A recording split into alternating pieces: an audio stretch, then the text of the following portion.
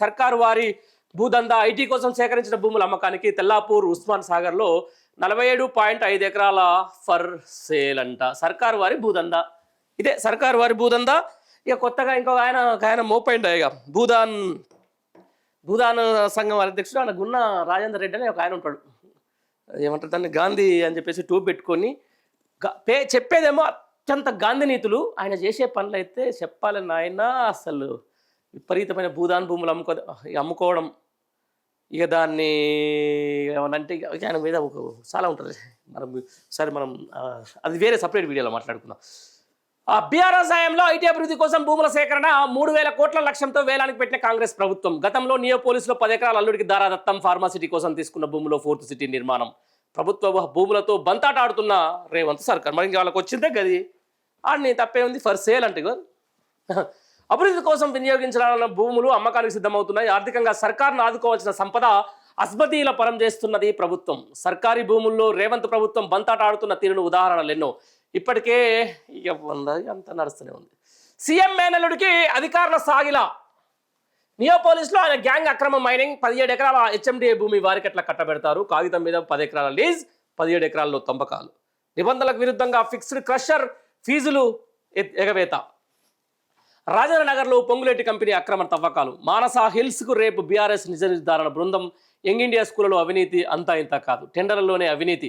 త్వరలో ఆధారాలు బయటపెడతా. తన అసమర్థతను రేవంత్ అధికారుల మీదకి తోస్తున్నాడు. ప్రజాపాలన అంటే అడ్డగోలుగా బదిలీల ప్రహాసనమైన అధికారం మార్పుతో అతలాకుతలం, ఫలితాలు శూన్యం.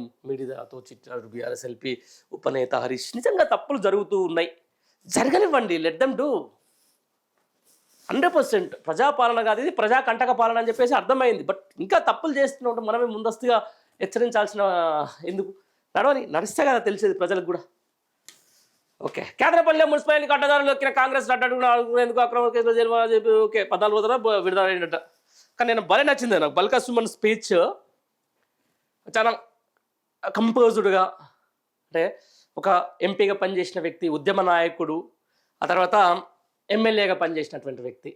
సరే, ప్రజా వ్యతిరేకతో లేకపోతే ప్రభుత్వం మీద వ్యతిరేకతో లేకపోతే మార్పు అనేది ఏదో జరిగిన తర్వాత ఆయన ఓడిపోయిన క్రమంలో కూడా యంగ్ అండ్ డైనమిక్ లీడర్ కదా.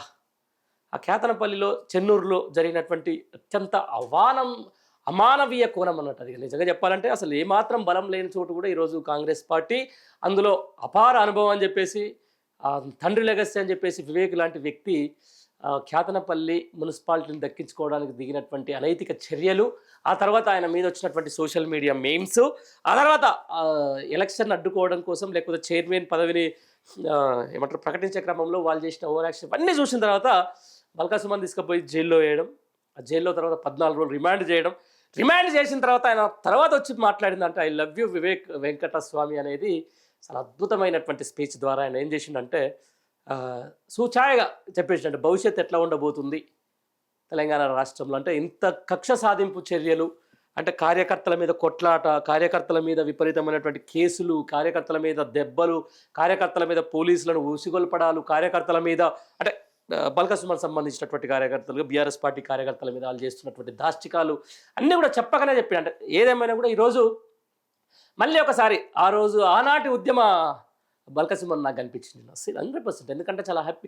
మనం బేసికల్గా జర్నలిస్టులు ఉంటాం, ముందు నుంచి కూడా ఉద్యమంలో ఉన్నాం మేము కూడా. ఆ ఉద్యమంలో ఉన్నప్పుడు మాట్లాడిన బల్కా సుమన్ నాకు మొన్న అంత కంపోజ్డ్గా, అంటే చాలా మంచిగా అనిపించింది ఆ స్పీచ్.